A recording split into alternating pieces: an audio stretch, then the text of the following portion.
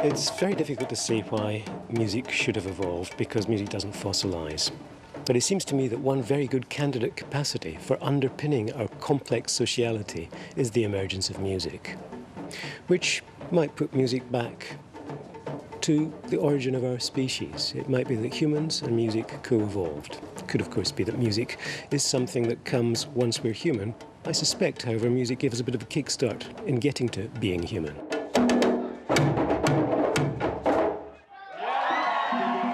Are we the only species that is musical? Are humans uniquely musical? I think the answer is yes. People certainly would claim that we're the only linguistic species. And I think that we are the only musical species as well, and I'm not alone in claiming this. Other animals certainly make beautiful and complicated sounds, bird songs, whale songs, and so forth. But they don't have the characteristics that we think of as music because they tend to be produced in very specific contexts for very specific purposes.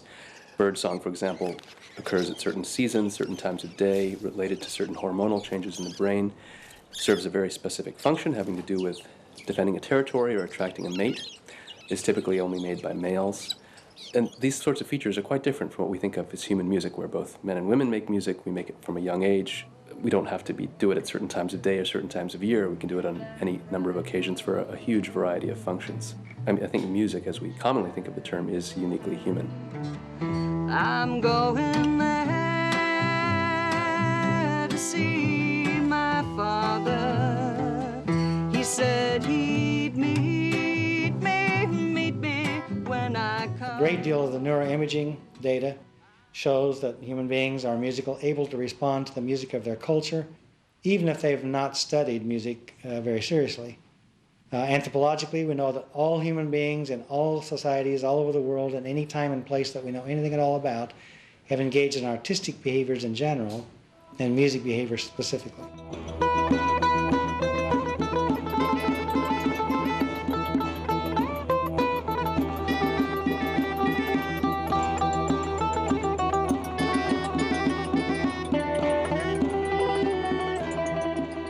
There's a literature that suggests that before we learn to speak, we engage in a whole range of music-like behaviours. For example, babbling is a precursor to speech, and if you listen to infants babble, it's quite musical. They experiment with pitch, so they do glides and squealy noises. Just like the skill of language that we all develop from a young age, we also have the capacity to develop musically. I think the difference is, though, that when we're growing up, we're all surrounded by everyone speaking all the time, and we're required to do that and engage, and so we all become expert at language, if you like. Take the positive aspect. Whereas in music, if you're not in a musical program from a young age or exposed to a strong musical environment, then you may not go on to develop your skills to the same level. However, if you are, as in the case of a musician, then that shows that, in fact, you can.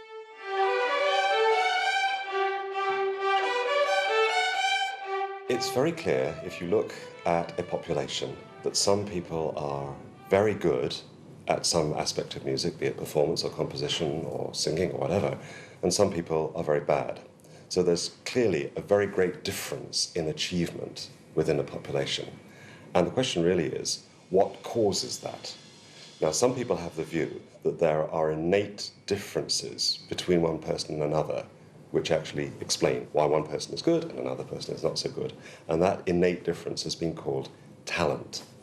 And it's held to be something which you're born with, doesn't really alter. Of course, it can be helped by development, but basically you either have it or you don't. So according to this view, there are two kinds of people in the world: the innately talented, which is a small minority, and the rest, which is untalented.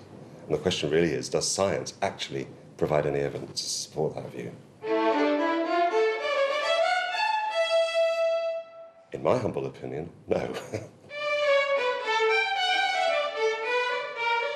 There are very many explanations for why people might differ one from another in their final achievement. One thing that we certainly know is that this is very culturally specific. There are other cultures than the Western industrialized culture which we inhabit, where the differences in musical accomplishment between individuals are much less. And everybody in those cultures has a much higher base level of musical accomplishment. And we're thinking, for example, of some of the tribal cultures of Africa.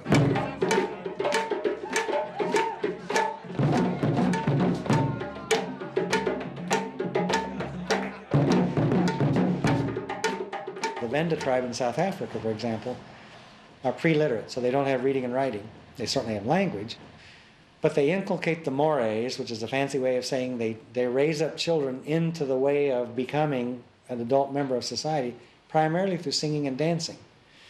Now, they couldn't do that if only the special talented few could learn to do that. They do that because virtually every child learns to sing and to dance and thus to become a member of the society and to contribute equally and to grow and develop in that way.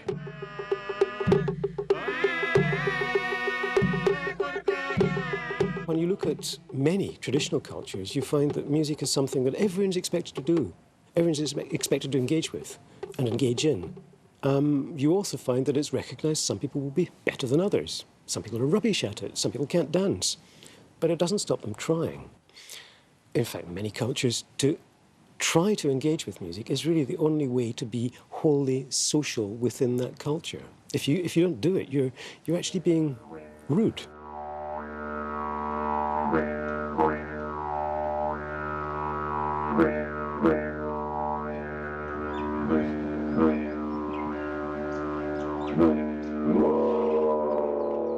Ideas of music facilitating group cohesion and social cohesion in, for example, small tribal situations is a part of the explanation as to why we might have evolved musical abilities. But there's also the mother-infant developmental research that shows that it's a very natural thing for mothers to sing to their infants, and this seems to be very important in developing the mother-infant or parent-infant bond.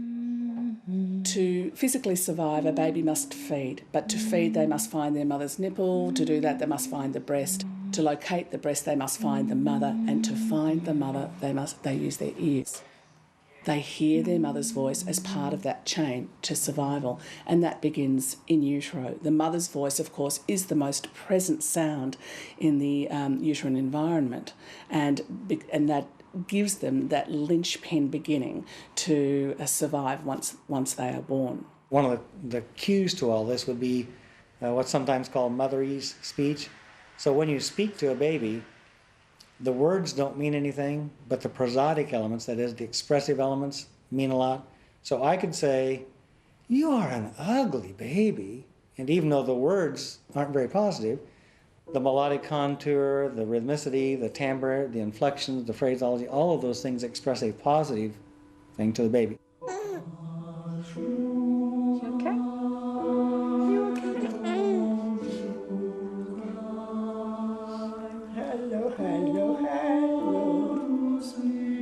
And we find then, for example, that lullabies are absolutely ubiquitous. All human societies, mothers use lullabies as a way of not just calming the baby, but bonding in such a way that there is rapport back and forth between mother and infant. And so we may be wired as a mechanism until we acquire language to learn to be a human being, to express emotions, to share back and forth with another human being. Because again, human beings are wired to be social creatures, we don't live in isolation. Well, thanks, James. One's nice. Don't say that. Say what? Don't say that.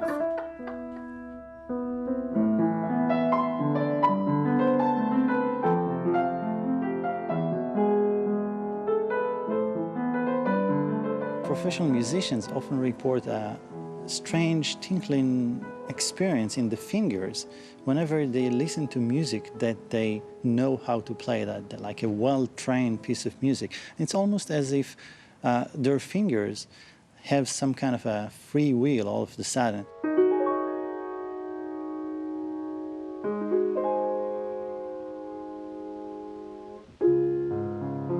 And we believe that what what's going in the brain whenever you listen to music that you know how to play. It's something that has to do with the special relationship between the auditory and the motor system in the brain. It's not like there's a music centre. This is your music spot. You know, in scanning research, depending on the particular task, you'll see a range of areas activated, and these areas form networks. So, for example, if we're thinking about listening to music, if you turn on the radio and you hear your favourite song, parts of the temporal lobes in the brain will be active. Then also in the middle temporal gyrus is an area that's now being increasingly found to be involved in familiar tune identification. So, if you like, it's your musical jukebox that you pull out a song and say, oh yes, I know that one. It's your music lexicon. We also know then if you're going to then hold that song in mind and sing along to that, you might also activate some frontal areas, more anterior areas to the temporal lobe, and that's important in working memory. If you were playing, you'd obviously also have motor areas involved in, for example, keyboard movements. If you were reading music, you'd have areas at the back of the brain, the occipital lobe, that are important in visual processing. And if you were reading a musical score, areas in the parietal region that interpret the spatial relationships between the notes. You're also processing the music emotionally, and so you're going to have areas in the limbic system of the brain, which is right in the middle of the brain, that are actively processing the emotional parts. So really it's a very an extensive network and quite comprehensive in terms of brain coverage, for want of a better word. Of course, the whole brain is working into any kind of musical activity, just because all those components are involved at every particular moment. So you can compare it to a symphony orchestra or a sport team, or whatever kind of activity that requires many different contributions at the same time.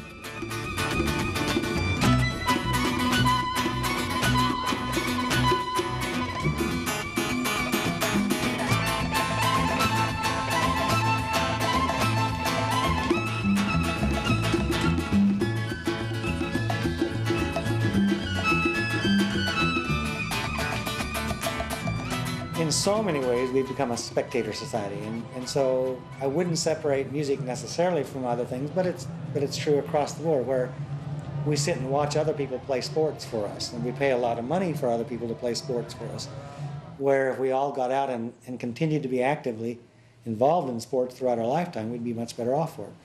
And so, yes, very much the same thing is true in music, where those individuals who start making music very early on and continue to be active in music making throughout the lifespan certainly have much to gain from it from those who never did it or did it and stopped and now are only spectating. Take me away. Once more. Won't you take me away? Back to the top of the song. 1, 2, 3, 4. Take me away, won't you carry me? Let me rest in your arms for a while. Take me away, won't you carry me? Let me rest in the sweetness of your smile. Take me away, won't you carry me? I'll rest in your arms. If you go to a funeral, there are almost always words spoken and music performed. And if we could say everything we wanted to say and express in words, we wouldn't need the music. But likewise, if we could express everything we want to do about the music, we wouldn't need the words. Both are necessary because they get into realms that the others either can't do at all or don't do as well. So if we're speaking about the individual, we might need words to describe when this person was born, what this person's occupation was, or what their life was like, and specific details. Language is very good about that. And we also can use language to express, in this particular case, the notion of life and death, and if it's in a religious context, the meaning of life and so on. But there's something very powerful about the music which does that in a way that words cannot do. And so rather than seeing them as either two different versions of the same thing or of opposites. I see them as complementary. That is, they both share some commonalities, but they both go in directions that the other can't go. Walk down that lonesome road all by yourself.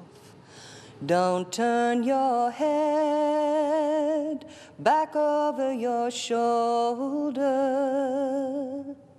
and only stop to rest yourself when the silver moon is shining high above the trees. The old kind of popular view is that language is more of a left brain thing and music is more of a right brain thing, and we're just discovering that's terribly oversimplified, and that both music and language use both sides of the brain. There are differences, of course, but they're more subtle. If I had stopped to listen once or twice, if I had closed my mouth and opened my eyes. We've recently been doing a neuroimaging study looking at this issue. What we did was we took a group of singers and non-singers, some very high-performing operatic singers and then those who are less able to sing, and we gave them a language task in the scanner and we gave them a singing task. We also gave them a task where they had to recite words with no pitch. And when we looked at the pattern of findings, we found some really interesting effects. Firstly, we found that all of the individuals used their left hemisphere to speak and do the language task, which is very typical and what we see in many studies. What we found that was interesting was that the non-singers, they used both their left and their right hemisphere to do the singing task. And the areas that they used were shared or similar between the language and the singing networks that were activated. For the experts, however, what they did was actually show far less overlap of singing and language networks. So they weren't singing with their language network, they had their own developed network just for singing in the left hemisphere. So what that really implies is that training actually allows you to develop this unique singing network. And, you know, performers have talked for time immemorial about the idea that you really have to learn to find your voice. And singing with your language network is not finding your voice, and that's what non-experts do, whereas experts disconnect and develop this independent network with less overlap in the left hemisphere.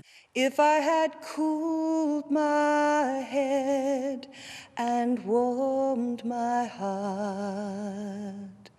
And it's an example of the brain adapting to the environment that it's in and being plastic. Plasticity is what we'd call it in a technical sense.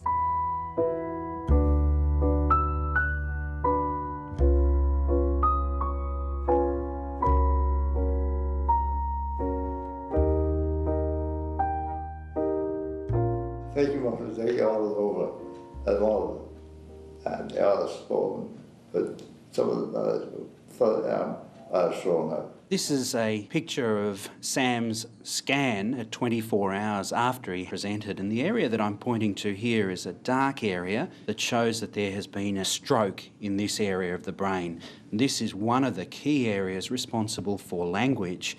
And the interesting thing about music therapy is that we don't fully understand where music is in the brain, where it localises to in the brain. Rehabilitation on the right officer. Sam presented with mumbled speech. You couldn't comprehend anything that he was saying. But we found instantaneously with music that Sam sang beautifully. He was fluent. His favourite song just came out as if so totally opposite for the way he was speaking. When Irish eyes are smiling, sure it's like a morning spring. In the land of Irish laughter, you can hear the angels sing. If you go into the realm of music therapy, I mean, then you have a vast arena of working with individuals who are visually impaired, who are hearing impaired, who are orthopedically handicapped, who are speech impaired. For example, melodic intonation therapy is a technique that music therapists and speech therapists use with someone who's aphasic, which means they've lost their ability to speak. And under certain conditions, they basically learn to sing their speech. And so they might sing, "I'd like a cup of coffee." And while that sound, you wouldn't speak that way, and that sounds very stilted, over time you could reduce that, the hills and valleys, to approximate normal speech. Somebody come here, please. Somebody come here, please. It's beautiful. Now you just sing it. Somebody come here, please. Beautiful. And it was interesting in Sam that he responded so well to the music therapy, and it suggests to us at least that giving him music therapy was stimulating the other side of his brain and allowing the other side of the brain to perhaps take over some of the functions of the damaged left side of the brain, a process that we call neuronal plasticity. When I reach Salami, all the world seems bright and gay. And when I reach smiling, sure they steal your heart away. I heard your Irish accent. It's again a classical teaching in neurology is to find cases who lose, after a brain damage, of course, most of their language abilities, but still remain very proficient in music. And this is the case of Shebalin, for example, who is well known for his musical productions that happened to be written after a second stroke that really destroyed the whole left hemisphere. And he was speechless. He couldn't teach. He could no longer express himself by language. He couldn't even understand language. And still, he continued to compose. And it was judged, by people like Shostakovich, that it was at the same level of quality as before the stroke. People have claimed that the music of Sir Edward Elgar sounds like British English speech somehow. Did you read the reviews this morning? No, I never read reviews. You should look. The Oxford Unless they're Times. good. Well, the Oxford Times was it was a bit. And the music of Claude Debussy sounds somehow like French, spoken French. And obviously no one would ever confuse spoken French with piano music by Debussy. And yet somehow they're claiming that Debussy's music reflects the French language. Well, how is that possible? Ça doit être à la même, parce qu'on regardait justement Melbourne. Et voilà, ouais, si tu vas en avion, ça met peut-être 3/4 d'heure maximum, tu décolles et tu... Non, je suis jamais allée, je devais y aller. So this idea has been floating around for a while, but nobody had ever been able to provide empirical evidence for it. And we recently took advantage of some very nice work that linguists have been doing, showing that you can measure rhythmic differences between languages in a scientific way. By looking at the patterning and timing of syllables and consonants and vowels, and showing, for example, that English and French are very different rhythmically. And so we took those tools and we applied them to instrumental music. It turned out that the same equations, the same mathematical equations that you can apply to language to show their rhythmic differences can be directly adapted to music, which is what we did. And we looked at music of composers from around the turn of the century in England and France, the kinds of composers that people have made these claims about. And much to our delight, we found that the music differed in a way that reflected the language differences. And then we recently did this also with melody. So that is how the voice moves up and down in time in speech. The intonation of English is also different from the intonation of French, and that is also reflected in the music of these composers. Oh, well done. Much better than me. I need to practice a little bit, I think. Need to warm up. This has been a really fun project because it shows how we think it has to do with learning your native sound patterns, which everybody does, but composers are particularly sensitive to the structure of sound patterns, and we think that what's happening is that they internalize them, just as everybody in their culture does, but then when they go to compose music, those patterns are there for them to draw on, either consciously or subconsciously, when they are trying to compose music that's particularly of their culture. And so it's about how learning in one domain can influence another domain.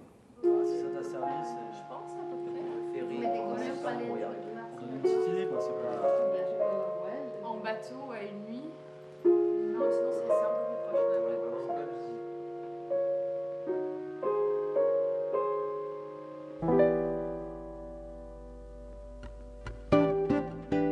Babies' preferences are very much based on their mother's preferences. And so whatever music mum's been listening to while she's been pregnant is the music that the baby's familiar with and the baby will respond to most.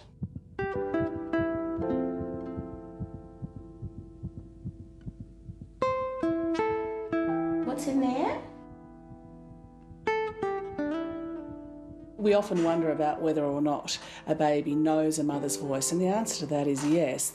They will recognise their mother's voice, they'll recognise other significant voices, for instance, siblings who might have been down around the region of the abdomen, and they will be able to recognise those voices.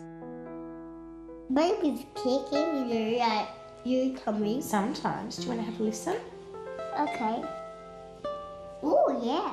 Yeah, come and have a listen. Newborn babies can recognize sounds that come from their fetal period. So, for example, their mother's voice is very familiar to them, and they like to turn their head towards their mother's voice. So, for example, if there are two persons speaking in the room, one is their mother and then another person, they tend to turn the head towards the mother's voice, even if it's coming from the tape, and even if the mother is speaking a different language.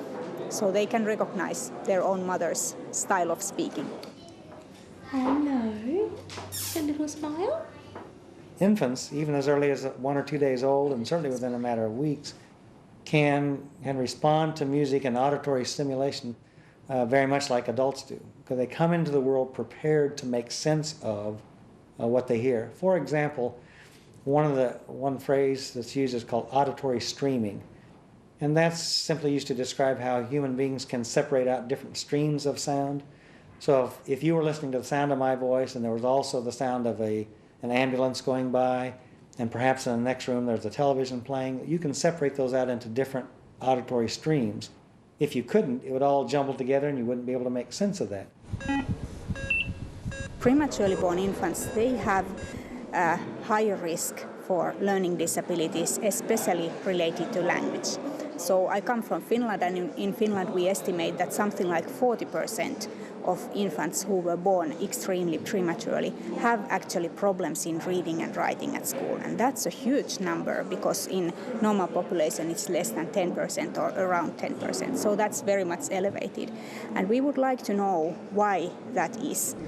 And there is one factor that is interesting, of course, is that they have spent a lot of time in hospital, in an intensive care unit first and then in a regular hospital. And those months that they have spent there, the others have spent with their mother in the uterus, and they have been hearing their mother speaking, maybe singing, maybe listening to music. And the prematurely born babies have just been hearing mostly these machines beeping in the hospital. So this is a very different kind of acoustic environment.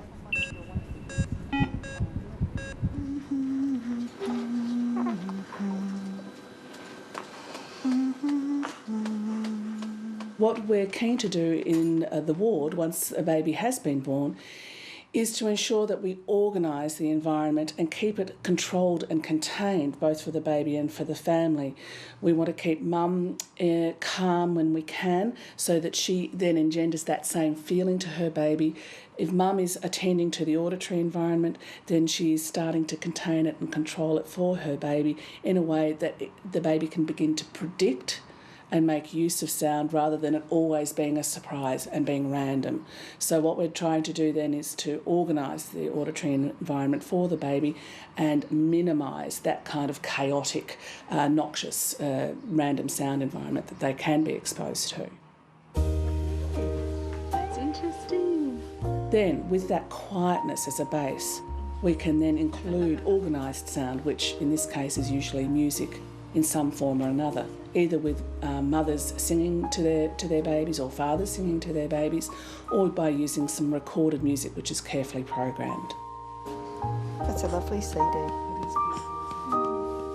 Singing is a beautiful thing for a mother and a baby to share, but it's not absolutely essential. What is essential is mum understands how important her voice is to her baby and how much her baby discriminates her voice as being nurturing and providing safety. So what I'm doing is working with mums to help them understand their speaking voice, but then also their singing voice, or humming to their baby. Humming is also just as powerful as singing out loud can be.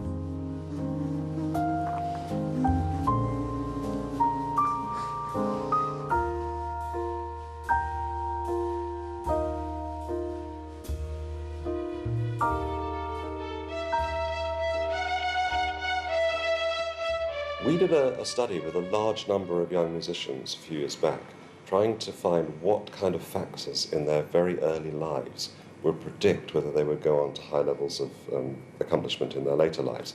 And we found one of the things that was very important was the age at which children sang their first recognisable song. Twinkle, twinkle, little star. And children who sang songs earlier tended to go on to achieve more. Now, how do you get to sing recognisable songs? It's because your parents sing them to you in these kind of back and forward games and you pick them up. Twinkle, twinkle, little star, how you wonder what you are. So it seems to suggest that parents who sing with and indulge in musical games with their very young children are actually setting them on the path to higher musical achievement in later life. The sky.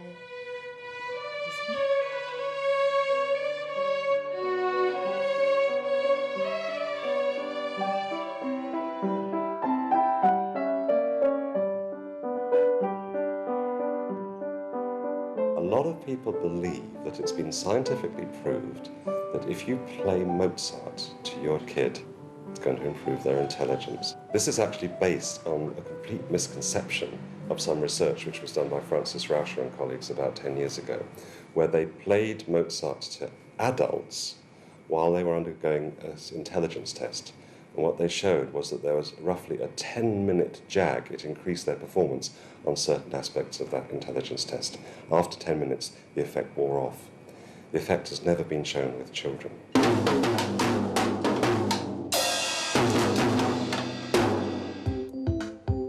Listening to music passively for a brief period of time is not going to have a long-term benefit of making someone smarter in other domains. However, if you get to a more sophisticated, more nuanced look, and the question you just asked, does learning to play a musical instrument have an effect on intelligence?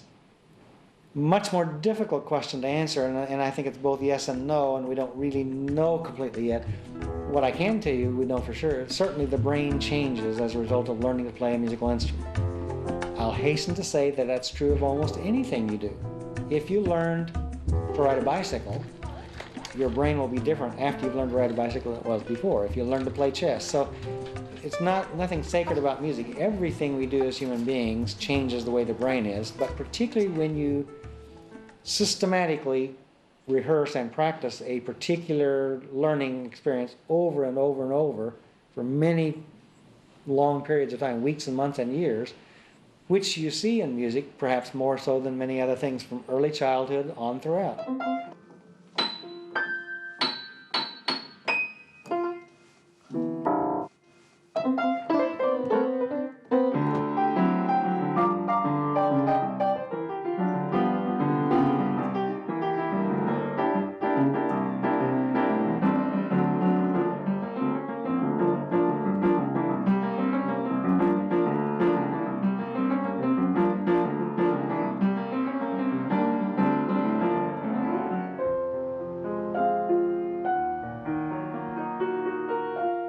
I did the study where I put an ad in a local newspaper for free arts lessons for 6-year-olds.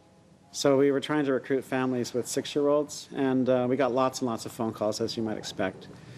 And then we interviewed them to make sure that they were serious about participating. So we told them what the study was about, and told them that their children would be in one of 4 different conditions. One was taking keyboard music lessons. One was taking vocal music lessons. One was taking drama lessons, not music. And 4th condition was no lessons, but they actually got keyboard lessons the next year. And then, so we made sure that they were serious about participating, and then we had 144 of the families, 144 children, and we assigned them randomly to one of those 4 conditions. And then we gave them an IQ test in the summer before first grade and before they began the lessons, and then in between first and second grade after the lessons. And everybody had an increase in IQ, which we know happens as a consequence of schooling, but the increase was larger in the music groups by about 3 points.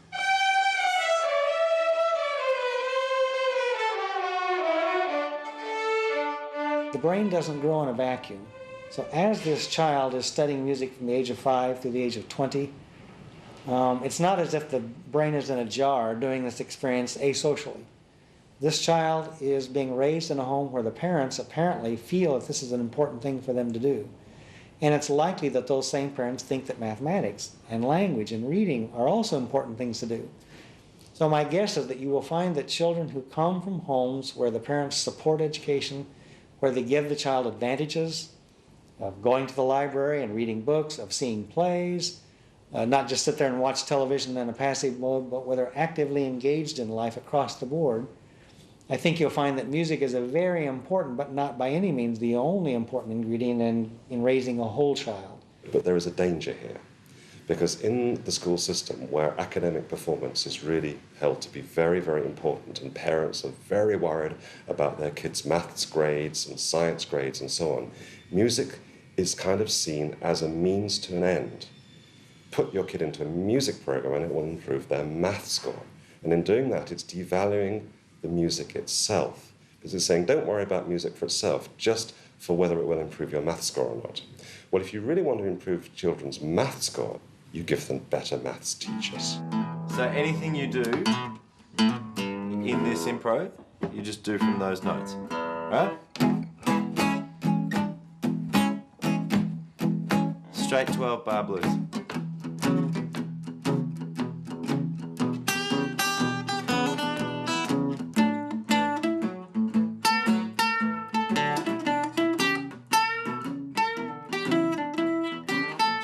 One of the things which perhaps our music education system isn't very good at doing is encouraging creativity. Very often kids are given set pieces and their job is to copy them. And imagine what a furore there would be in art education if art teachers provided kids with outline drawings and the task for the kid was to copy along with a piece of tracing paper. That would be considered to be anathema. What you do is you give a child a blank sheet of paper, lots of resources and tools, and see what they can make of it. But we are not very good at giving children blank sheets of musical paper in an analogous say and say, what can you do? What kind of music can you make? So some of the most interesting and innovative music education programs actually encourage children to compose.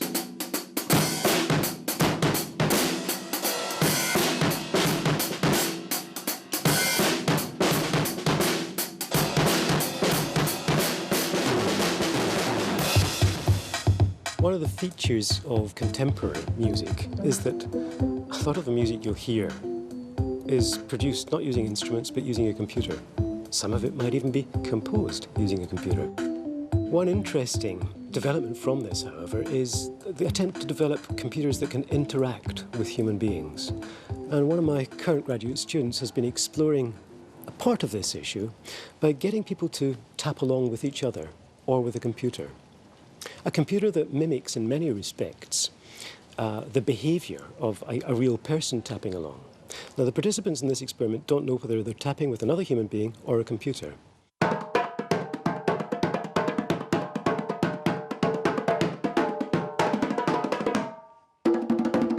When they're tapping with another human being, they're tighter, more together, more accurate than they are when they're tapping with a computer, which suggests that humans have a kind of bias towards interactivity. We like to interact in time with something that will interact back. A bit of reciprocity is required. The computer, on the other hand, simply doesn't know we're there. It's just going to continue to produce this stream of signals. It's not interacting, it's an autistic individual. And we kind of block it out or find difficulty in coordinating with it because there's no give and take. It's all take and no give. With another human being, on the other hand, even something as simple as tapping along together demonstrates a degree of give and take that seems wholly natural to us.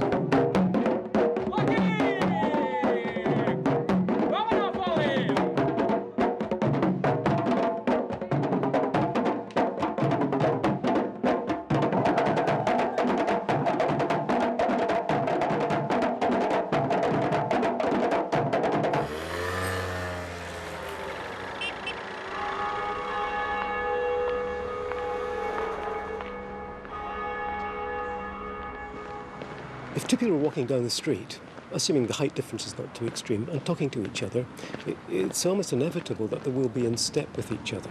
It seems quite possible that we're about the only species that can do this sort of thing automatically and unconsciously. We can entrain to an external pulse. How does this come about? What is the link between us hearing this periodic sound and reorganizing our motor behavior around that pulse?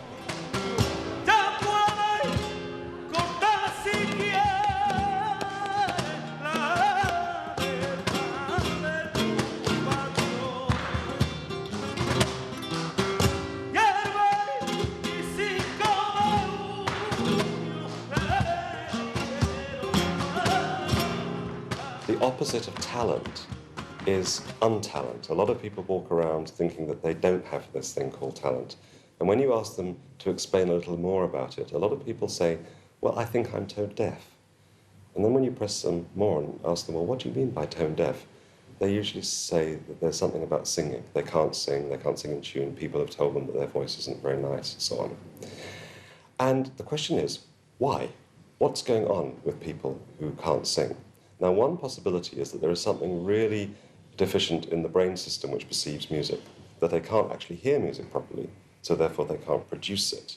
Work by Isabelle Peretz and colleagues from the University of Montreal has really now led to the identification of congenital amusia as a syndrome in its own right, which we might have originally called tone deafness, but was a colloquial kind of layperson's definition for what now has been formally characterised and understood as congenital amusia.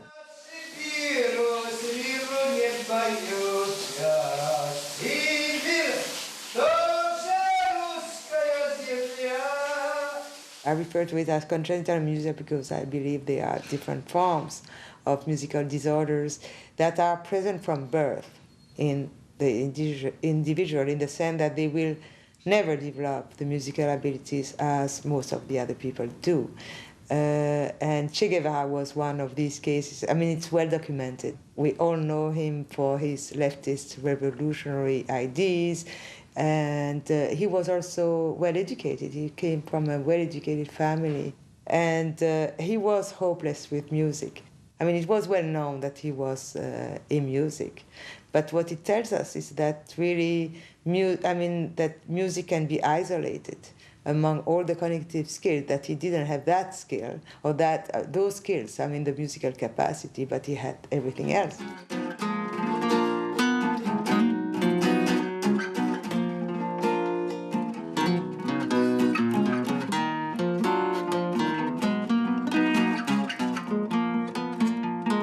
Well, maybe these people who are walking around in society saying they're tone deaf have this dense perceptual problem. So we've been setting out to try and discover whether that's the case. And what we've actually found is that a large number of people who call themselves tone deaf score perfectly on Isabelle Peretz's perceptual tests. So there's actually nothing wrong with their perceptual brain. So we're currently trying to find out, well, what is the actual problem? And it very often turns out to be a problem of vocal confidence. At some point in their lives, a teacher or some other adult has told them to shut up because they weren't producing the sound that the teacher wanted to hear, and they've kind of internalized that as, I can't do this thing. And what we've discovered is that if you ask people to sing and you give them the very basic level of scaffolding, for example, playing or singing along with them, it can produce enormous improvements in what they're able to do. So what we think is that a lot of tone-deaf people are simply stuck at a level of development because they've never had the particular bit of help or encouragement to get one level up the ladder. But as soon as you put that bit of scaffolding back, they can in fact catch up.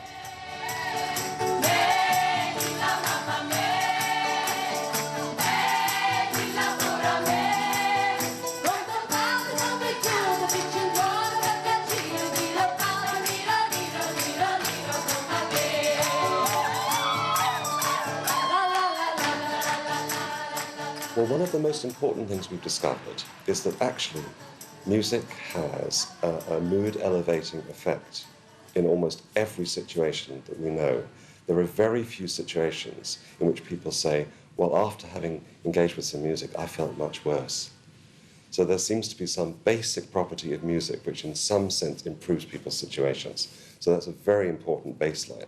But then you can ask the question, are there some situations in which it improves people's mood more than in others? And the key finding from our research is the importance of choice. One of the things that people hate is the feeling that they're being manipulated.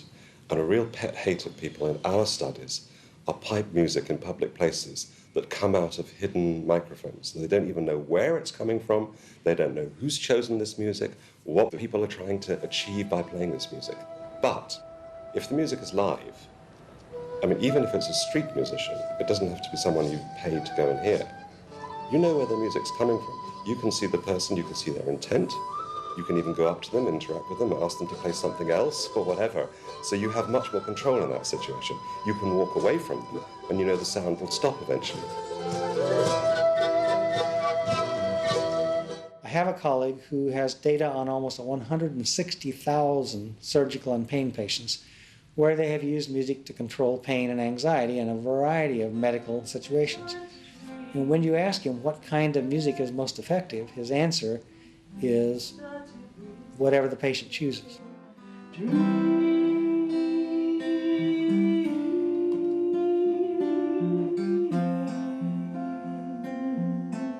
Each individual human being has, through a history, acquired an emotional resonance to certain kinds of music. They use this music to control pain because it's controlling biochemicals like endorphins, cortisol, interleukin.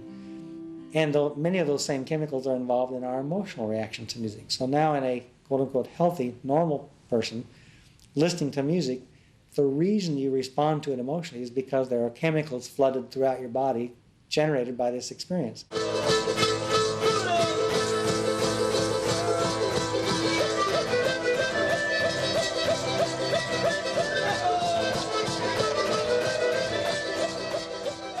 Someone who's passionate about opera, who just loves the opera, who then goes to an opera and is experiencing it, gets a strong hit, a strong drug dose, if you will. These chemicals are being elicited by an experience which is a very powerful and profound one. They wouldn't get that same experience if they were going to a jazz concert, for example, or a country western concert. They might enjoy it, but they might not have the same profound experience. And it's even more complicated than that, because the piece of music that makes me happy on one day or one moment, if I rehear it the next day, they make me sad.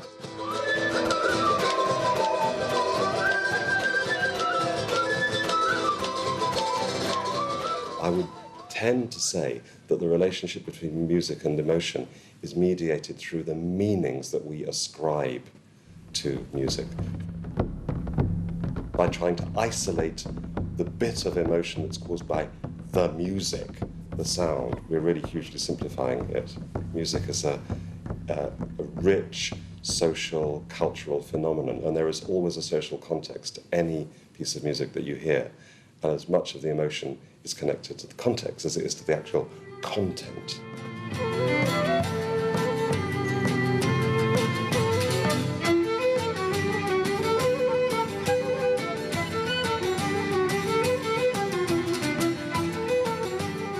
I've sometimes been to a concert where the atmosphere in the hall has been absolutely electric, and you can just pick up this amazing level of attention, and you think, hey, there must be something really good going on, and then you get pulled into that. And therefore you feel a much more intense level of emotion than you would if you'd just been sitting listening to that music at home.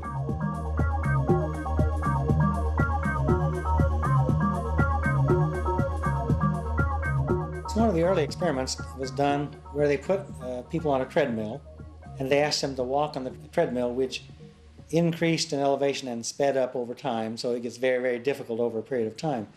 And the task was to see how long could they stay on the treadmill. So they did it first without music. They repeated the experiment, then when they had headphones on, they could listen to music, and they were able to stay on the treadmill for a longer period of time.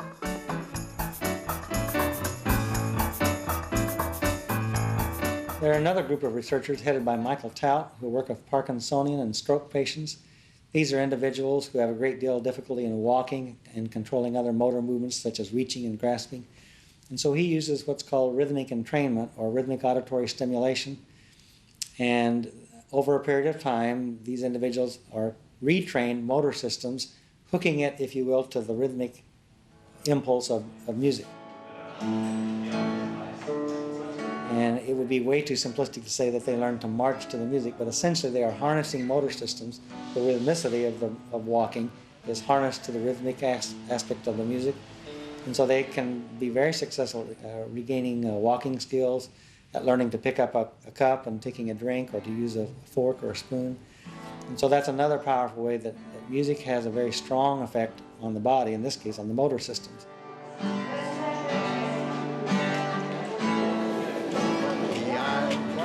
Are you from TI, where the wild, wild, one-eyed trees... They've begun to do quite a bit of work in geriatrics, and they're looking at the effects of active music making on the aging process and finding out that there are tremendous benefits. When you're involved in active music making, you have a physical benefit because you are breathing and blowing and moving and doing all these physical gestures. You have a cognitive aspect because you're very keenly tuned into and engaged in a high-level music cognitive processes.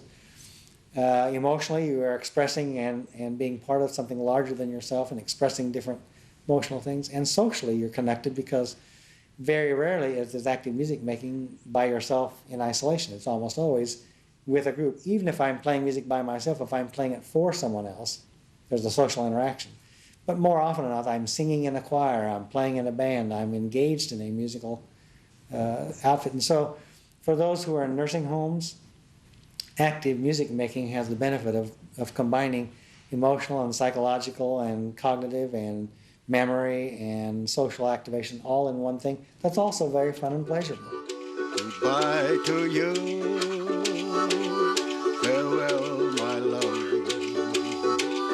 soon we'll be sailing to the Darnley Dee. When we talk about doing music, we actually say playing. And that's a pretty good clue as to what we're missing in contemporary, globalized, commodified, capitalistic, corporate Western culture. It's actually a lot of fun. This is the music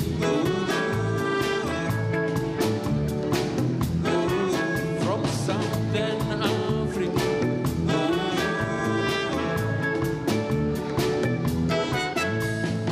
And I suspect that that's a clue to its evolutionary origins. Music emerges as a mode of interaction for adult humans that has many of the attributes of play for juveniles, but that preserves many of the valuable exploratory characteristics that play has.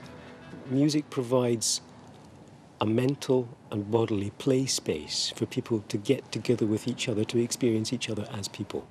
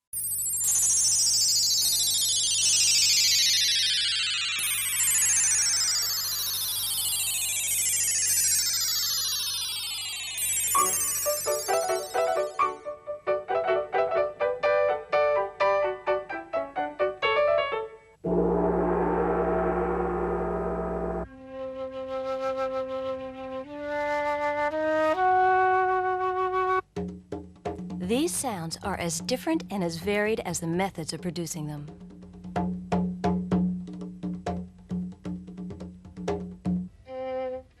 In this program, we are going to analyze musical sound and look at the physics of music.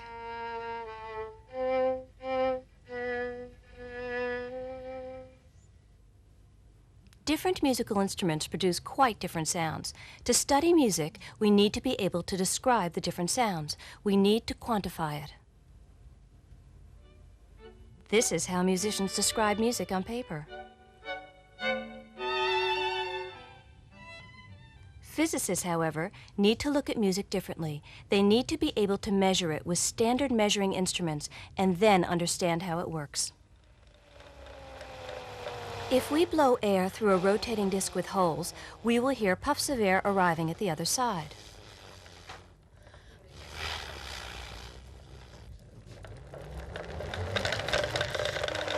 If the rotation is fast enough, the puffs, or compressions and rarefactions, merge to become a tone or musical note. This is how a siren works.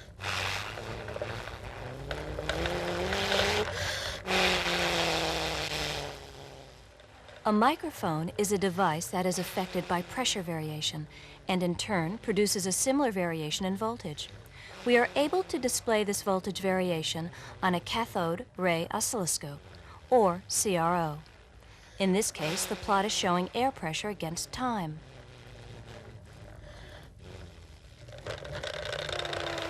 We can capture the pressure variations through a microphone and display the shape of the waveform. In this case, it is irregular, and similarly, the sound is not musical.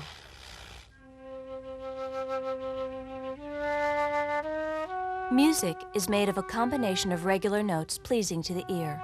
The waveforms are also regular.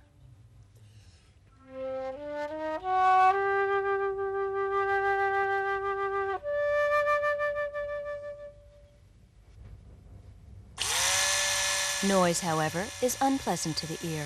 It is defined as unwanted sound.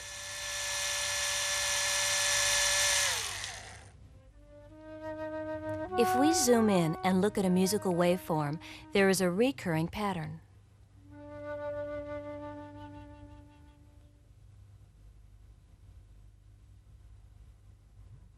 The graph of the sound waves of music is a regular recurring waveform.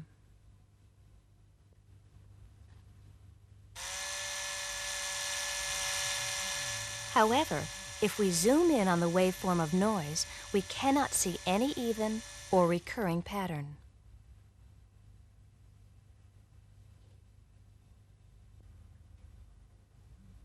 Sound can be described in terms of pitch, loudness, and quality.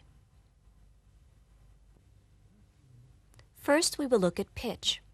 Pitch is a subjective quality of sound, meaning it depends a lot on who hears it. Physicists measure this as frequency in hertz. This is a computer-generated waveform. It is a single wave, and we are going to nominate a scale to give it the tone of A of 110 hertz. If we have two wavelengths in the same time interval, it will be twice the frequency at 220 hertz. This is the next A up the scale. And the next A at 440 hertz. This is the note on which all notes are standardized. Now the next A at 880 hertz.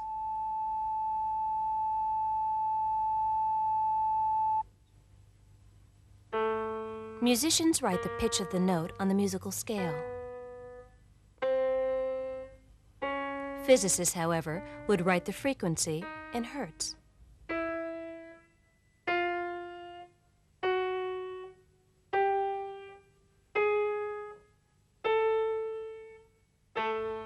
These two notes are A, and one is double the frequency of the other. They are separated by 1 octave. Musical notes vary from 50 to 10,000 hertz. It makes sense to divide the whole range into divisions in which the frequency doubles. For historical reasons, musicians call these divisions octaves. This method of dividing the range is called geometric or logarithmic. Nowadays, the octave is misnamed. It has 11 notes, or 12 if you count the first one of the next octave.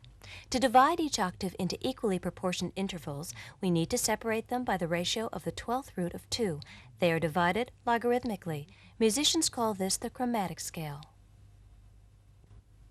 Next, we look at loudness, which is also subjective. Musicians who are partly deaf tend to turn the volume up too high for other people. In physics, loudness is measured as amplitude. If we vary the amplitude of the pressure fluctuations, we increase the loudness or sound pressure level. On a graph of the pressure variation, we see amplitude of the wave increase.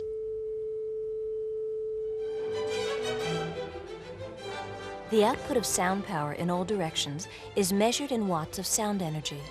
An orchestra gives off about 100 watts of sound power. About 1% of the musician's energy goes into sound energy.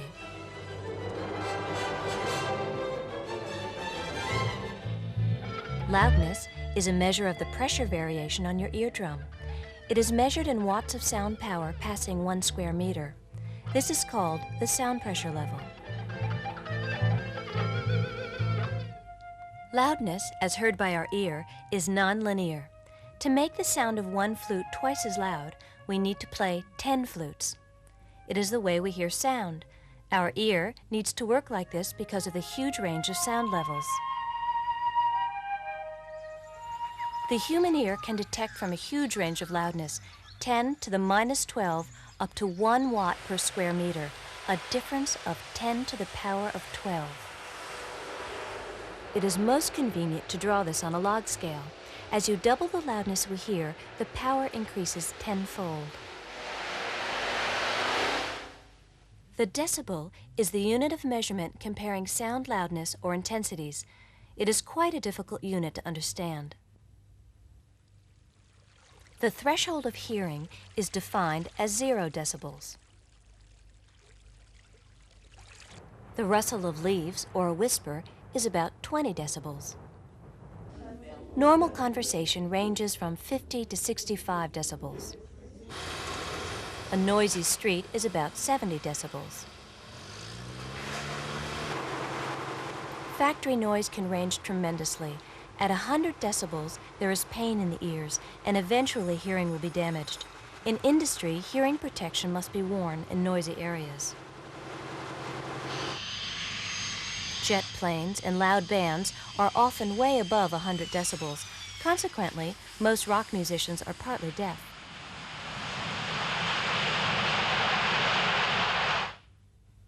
Each instrument has its own distinctive sound. This is its quality, or timbre.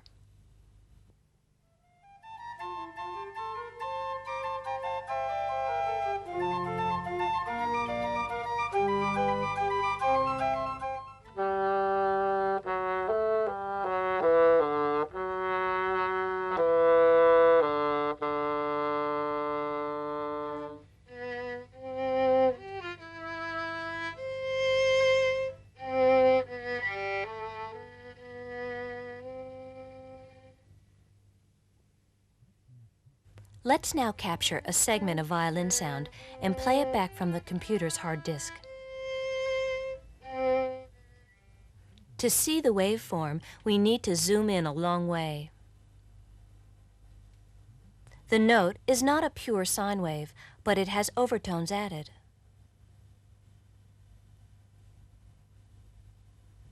This is the note A, played on 4 different instruments.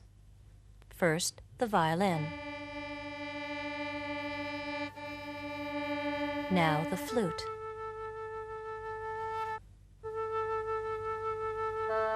The bassoon. And the organ.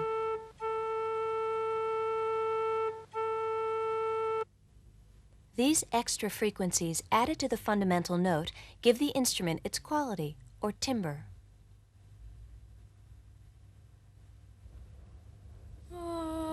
This shows the waveform of Rachel's voice. It is frozen every half second, so we can see the waveform more clearly.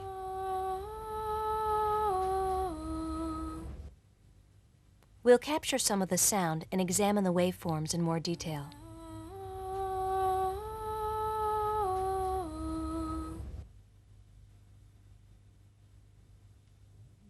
As we zoom in, we start to see a repeating pattern similar to the waveforms of the various instruments. What is immediately apparent is the note looks as pure as it sounds. It is very close to a sine wave. A French mathematician, Fourier, found that any repeating wave, no matter how complicated, is made up of simple sine waves. Let's look more closely at this. We'll start with a simple note from a synthesizer. Now let's add another simple note. At some points, the crests of the two waves will be in step, and at other points, they will be out of step. Where the crests are in step, they combine or reinforce to form a crest which is an addition of the two at that point. This process is called constructive interference. When a crest and trough combine, they cancel or annul each other in a process called destructive interference. Already, with this very simple example, we have a complex wave. If we add several sine waves together, we can see where the differing quality comes from. Starting with A of 110 Hz, we are adding an equal amount of the next A of 220 Hz. Now add a little of the next A of 440 Hz, and again you can hear the sound quality slowly change.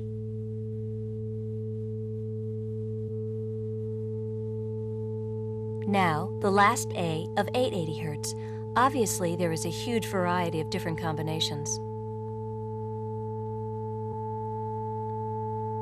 The exact shape of the final waveform will vary depending on where each note starts its wave.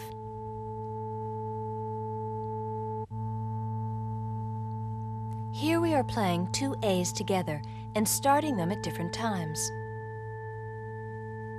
The shape of the combined waves are quite different, yet the sound is the same.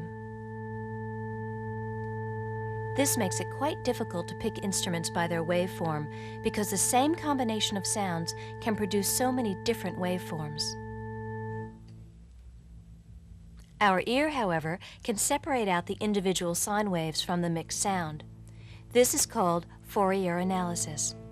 If we listen to this organ, we can hear a series of A's being added to each other.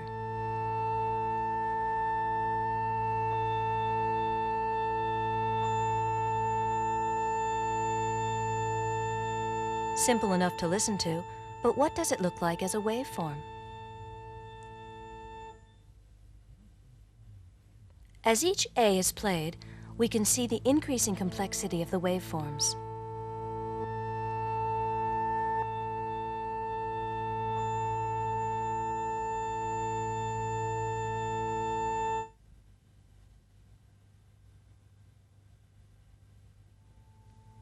If we take a tone and then add it to another tone of almost the same frequency, they will periodically reinforce and annul.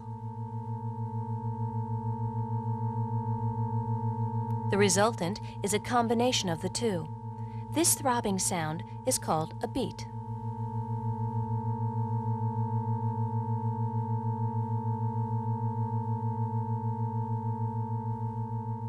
We can demonstrate this using two 440 Hz or A tuning forks.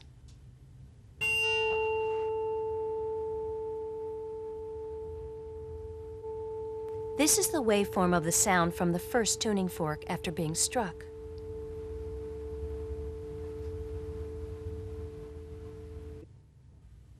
The second tuning fork is also 440 Hz, but has some extra mass stuck on the end. This reduces the frequency a little. Now strike together.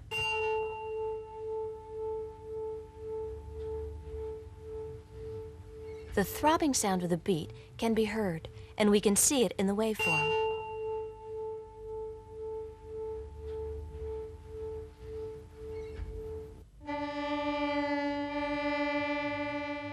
These two similar notes are making the whole violin throb.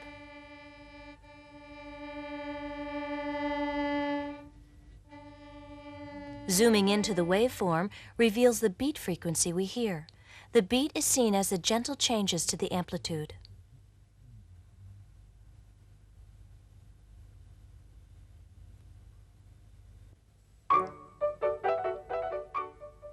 In 530 BC, Pythagoras found with stringed instruments that notes were most pleasing when the string lengths were in simple whole number ratios.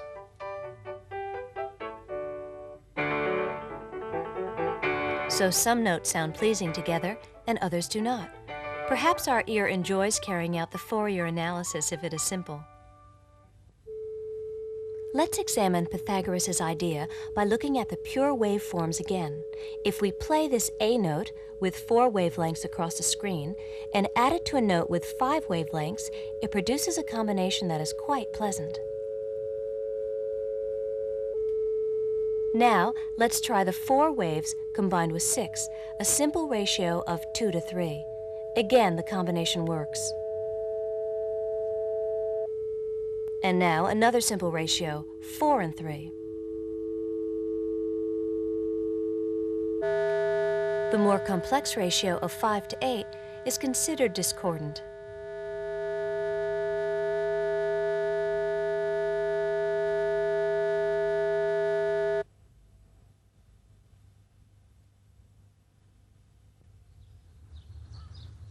Musical instruments have a lot in common with the swing. We have a source of energy pushing at different intervals. And we have a resonant vibrator that will resonate at a preferred frequency. A small series of pushes becomes a large amplitude oscillation at a selected frequency. This is called the resonant frequency. So all musical instruments have a few basic components. Firstly, a primary vibrator, which will not have the sound nor the volume desired. Secondly, a resonant vibrator that transfers energy from the unwanted frequencies to those frequencies that will resonate inside the column of air. So the Australian Aboriginal instrument, the didgeridoo, is a resonant vibrator that selects the desired frequencies and increases their loudness or amplitude. And thirdly, a musical instrument needs an effuser, which is a hole for the sound to escape.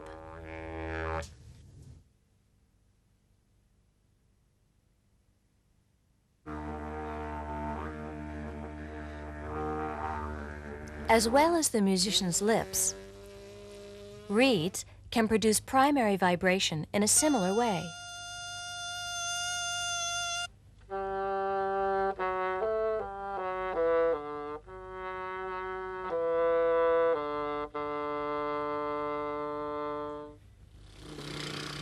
Let's look more closely at this. When a jet of air passes through an opening with elastic sides, the airflow oscillates between attracting the sides inwards through the Bernoulli effect and forcing them apart due to static air pressure. A reed will oscillate due to this effect, and a reed tone is produced.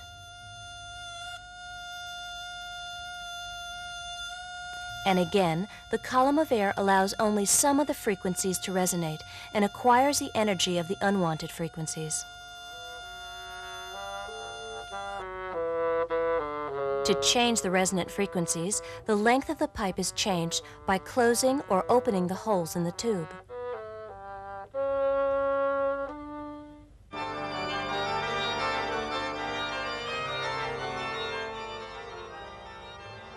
When fluids, such as air or water or glue, are split, they produce eddies, and these eddies produce pressure variations.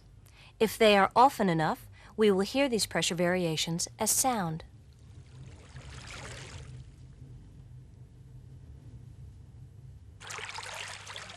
Here, water is flowing onto a sharp edge, and eddies are coming off either side. Air does the same thing. This is how a flute or organ produces a note in air. This is a glue pot model of an organ pipe. The glue slows the eddies, and the oil paint floating on the surface makes it visible. The fluid flows from left to right onto the splitting edge, The frequency of the note depends on the various sizes and characteristics of the fluid, density, velocity, and viscosity.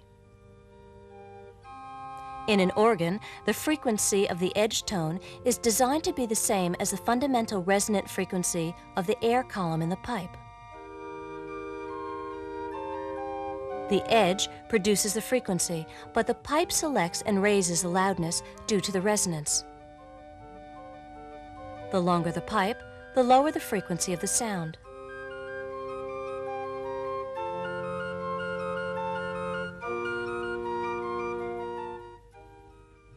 These formulae show the frequency of a pipe. For a closed pipe, frequency equals NV divided by 4 times the length. For an open pipe, the frequency equals NV divided by twice the length. Using these formulae, we can see the frequency of the note produced by the edge can be doubled if the flow is doubled.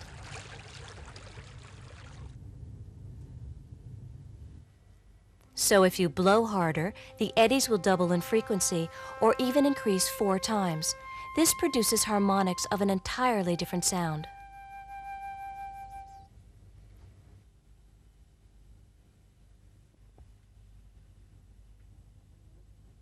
Stringed instruments have strings as the primary vibrators and the air inside as the resonator. The selected amplified frequencies emerge from the hole under the strings. A sonometer is a device used to look at the properties of waves traveling along a string. It has a wire stretched by the weight of a mass. The sound resonates in the hollow base. The tension in the string can be varied by turning a small capstan or by adding masses.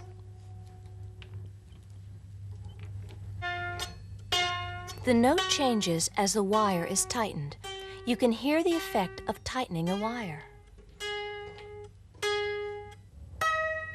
The length of the vibrating section of the wire can be changed by moving these bridges.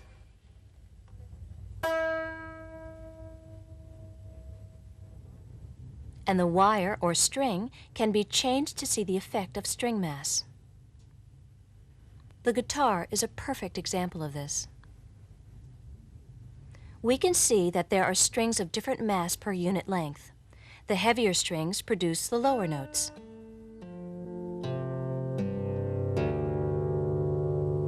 The note can also be further adjusted by tensioning the string.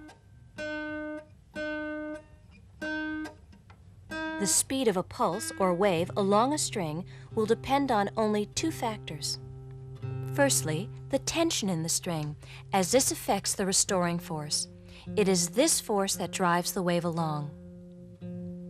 And secondly, the string's inertia. The more mass that has to be accelerated, the slower it will be to respond to the forces in the string.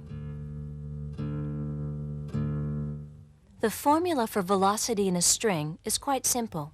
It depends on the restoring force F and the inertia resisting the restoring force mu.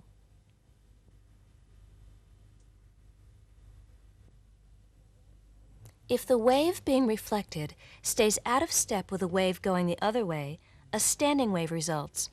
It is very similar to a skipping rope. This is the fundamental note.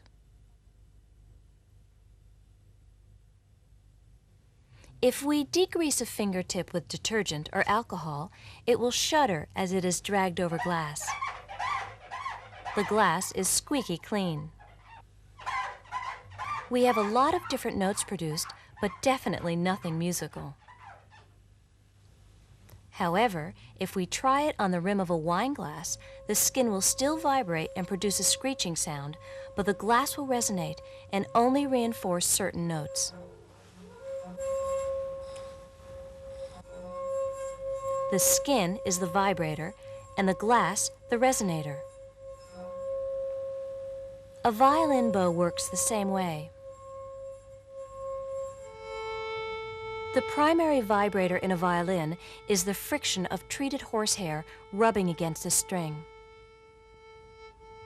The chaotic mixture of vibrations produced by the bow is selected and magnified in 2 stages. Firstly, by the string which becomes the first resonator. Only certain frequencies can resonate in each string. The vibrations of the string are then carried down the bridge to vibrate the soundboard, which, because of its shape, will resonate at all frequencies. Sound is then passed into the air inside the violin. Because of its similar irregular shape, the air volume inside the violin is able to resonate too at any frequency the strings have selected. Eventually, it escapes through the openings. These are shaped like an F to produce an irregular edge that will minimize reflection from the edge. We can produce various sounds from a single string. Here it is oscillating at the fundamental note. In this case, the string is half a wavelength long. As well as the fundamental note, it is possible to produce other overtones or harmonics. In this case, the distance from node to node is half a wavelength. Stringed instruments get their unique sound from their particular combination of overtones. This combination can depend on where the vibration originates. The position where there is no movement is the node, and the position where there is the most movement is the antinode. If we turn a skipping rope, we drive it from near the node, never at the actual node where it does not move, nor the middle, where our movement has been amplified. So just as a skipping rope is driven from a position near the node, a violin is bowed at the same position, near the bridge. If we try to bow it in the middle, we will get the same results as trying to turn a skipping rope from the middle. The position we bow the instrument also affects which overtones are produced. The proportion of each overtone varies according to many factors. For example, there is a slight difference depending on whether the string is plucked by the fingertip or fingernail.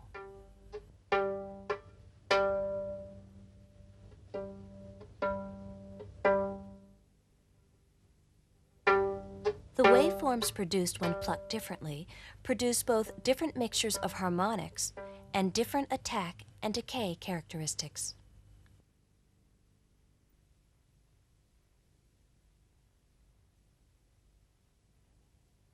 Another characteristic of a musical note is attack and decay. Attack defines the time it takes to reach a maximum amplitude, and decay the time it takes to return to zero. These characteristics apply mainly to percussion instruments.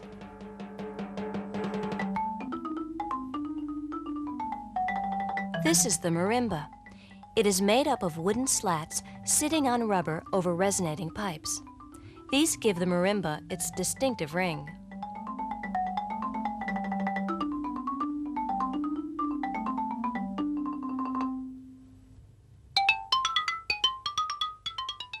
This is the xylophone. The wooden slats are stiffer, and there is no resonating pipe underneath. Both instruments sound different, but what is the difference?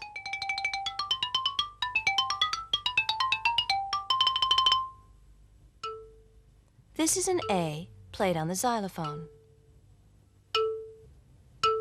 The waveform shows quite a sharp attack and a decay.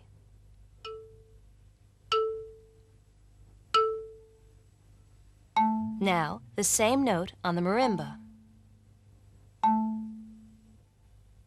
The difference can be seen in the waveform. The marimba has a much longer decay because the wood is not as stiff and the resonating pipes sustain the note. One important factor in percussion is where the instrument is hit. In the center, the note rings for a while.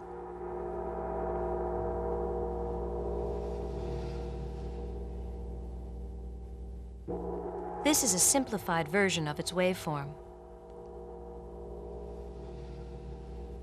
However, if we hit it near the edge, the note seems to ring forever.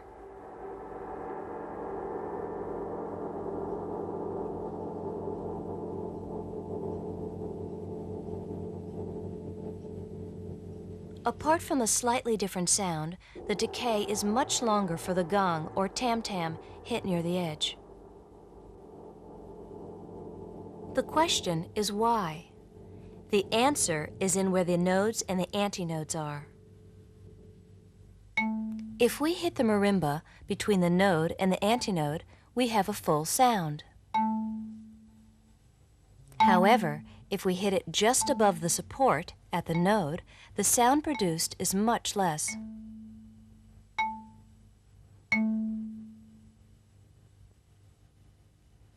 This is because the wood vibrates with the nodes above the supports. If we hit it there, there will be no way it can vibrate.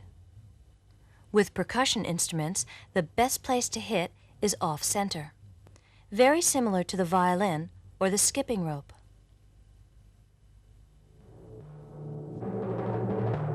But why must the drum be hit so far off-center?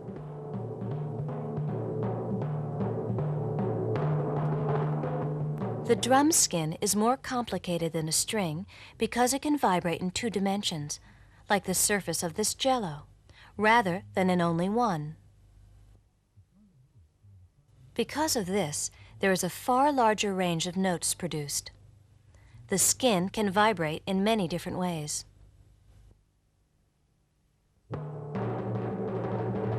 It can oscillate from the middle only, or it could have an overtone like this, or this. As well, the waves could travel across the drum from side to side, or around the circle like this, or this. There can also be divisions into 8 or 10 or 12 and so on. In actual fact, the sound comes from all these oscillations working at once. This is why there is such a difference depending where the drum is hit. You can hear the difference in hitting the skin in different positions. First, near the edge. And now the center.